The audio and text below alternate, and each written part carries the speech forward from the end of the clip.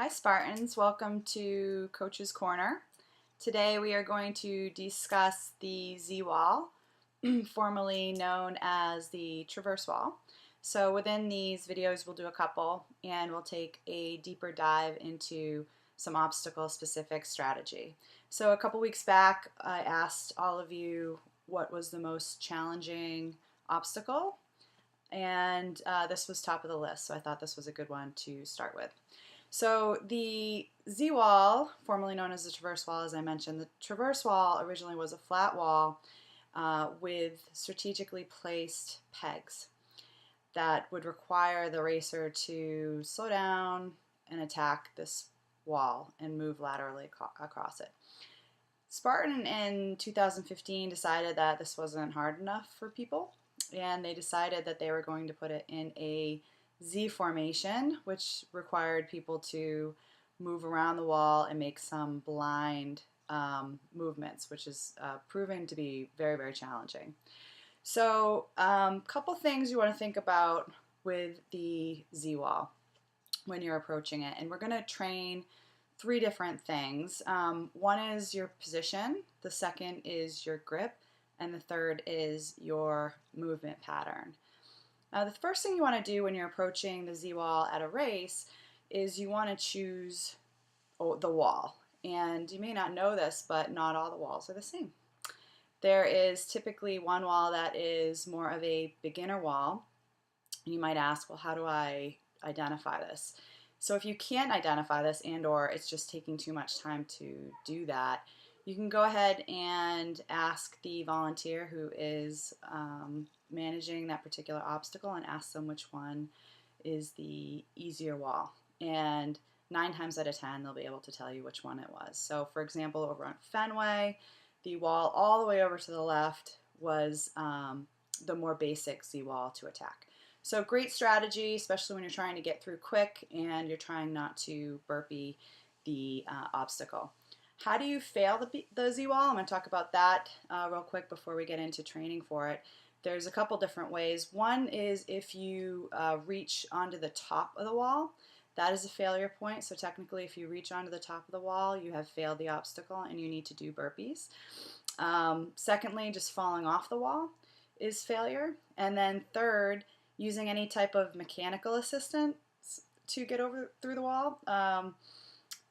For example, having a friend hold you up throughout the wall. I know I'm disappointing some people, but that technically is failing the obstacle. So technically you should, if you're kind of true Spartan, you should be doing your burpees after that, because that's not truly conquering the obstacle in the spirit of the obstacle. So I know that shattered some dreams just there. So those are your failure points. So your goal is to get through. So once you choose your wall, you're going to select your position very carefully. This isn't an obstacle that's meant to be done quickly. It is meant to be done very carefully.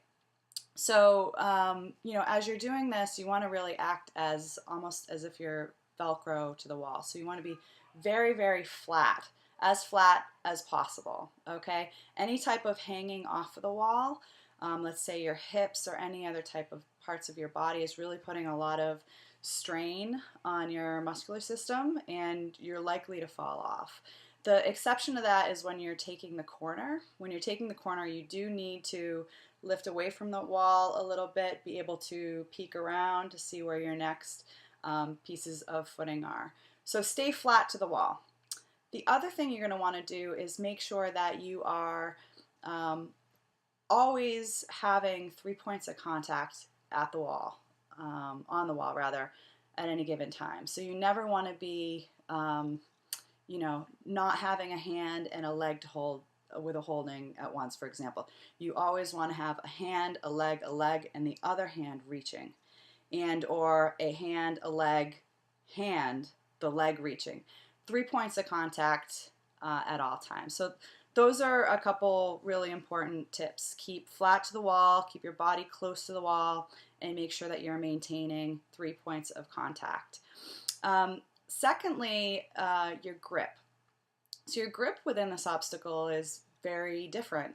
It's more of an open-handed grip that you need. And the thing that's going to be most effective for you is to have a hooking type of grip. If you are, basically using too much of your closing at this like this, it's not going to be effective. You need to keep it open. It's going to put stress on your fingertips. So we'll talk a little bit later about some of the exercises you can incorporate into your training to help with that specific type of grip strength. Thirdly, we talked about position, we talked about grip. Thirdly, we're going to talk about how you kind of move across the wall. So what you need to do is make sure that you're maintaining neutral hips and core as you go across, as you're moving laterally across. And what you want to make sure that you're doing is you're really minimizing any type of swinging movement. Because again, just like hanging your body off of the wall, any type of movement that is inefficient in that way is going to make the obstacle a lot harder for you. So those are some tips to make it easier. So some of the exercises that really help with Z-wall training, first of all, army crawls are great. I know everyone loves those. Excellent for hip mobility, and it also gets you very close to something. In this case, it's a floor, right? Gets you kind of used to being very, very close to something and move along it. Squats are great. Ape walks are also really, really great. So those are things that are really going to help with yourself positioning the wall. For your grip, definitely an active hang will help you. Heavy carries, things like bucket carries, farmer's walks in a way too, work on those things, squeeze them really tight. And then lastly, for movement, hollow holds are really effective, as are planks. They help build your core. And of course, bear crawls also are very, very helpful. So let's kind of recap what we covered today. You really want to make sure that you're choosing the right wall, assuming you want to get through the easiest part. Now when you conquer it, you might decide, you know what, I'm going to go after the harder walls, and that's kind of going to be your thing. But if you're struggling with it and you're just trying to get through it without burpees, choose the easiest wall. When you are going across the wall, select your position carefully. Keep your body close to the wall, nice and flat like Velcro, and always maintain 3 points on the wall at all times. You're also going to use a hooking grip technique, right?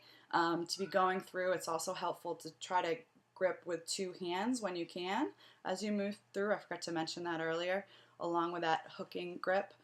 And then lastly, maintain neutral hips and minimize any type of swinging movement, anything that it would be inefficient body movement as you go through the Z-wall. All right, so hopefully that was helpful. This obstacle is a bear for me as well. So I hope that this was helpful, and look forward to seeing you guys tackle this and conquer it burpee free as we race this year. Thanks.